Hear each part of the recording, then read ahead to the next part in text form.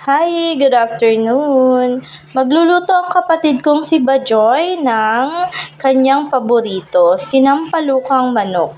Ayan, kompleto na yung ingredients niya. Ito yung siling green, sibuyas, kamatis, bawang, at saka ng pechay.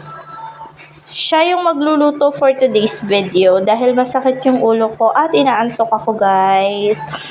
At alam kong napakasarap ng luto ng kapatid ko na sinampalukang manok dahil paborito niya yan. So ito, frozen pa yung manok. And magpiprito rin ng isang pork chop para sa baon ni Mister. Ayun, may manok na tumitilaok. Gusto niya yata siya yung gawing sinampalukan. Ano? So, yan lang guys. Ire-ready na niya na ang lahat. At babalik na ako sa kwarto.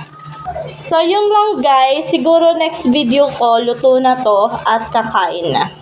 Bye! Tulog na ako. See you sa next video. Ay, later pala. I-continue ko yung video. Ayan, nag-repeat na siya. Na guys, ang niluto ng aking kapatid na sinampalukang manok. Yan.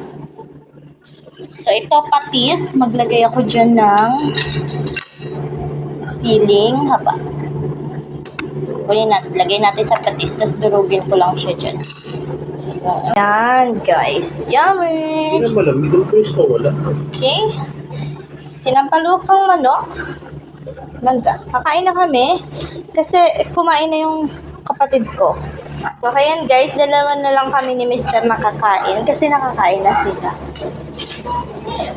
So yan, ang sarap nga ng luto ni Bajoy. Magsisimula na nga akong kumain, may dumating. Yung dumating is yung in-order ko na enoki mushroom. So bukas nga, ang iluluto ko ay enoki mushroom. So yun lang guys, that's it for today's video. Kain po tayo. Thank you for watching. Bye!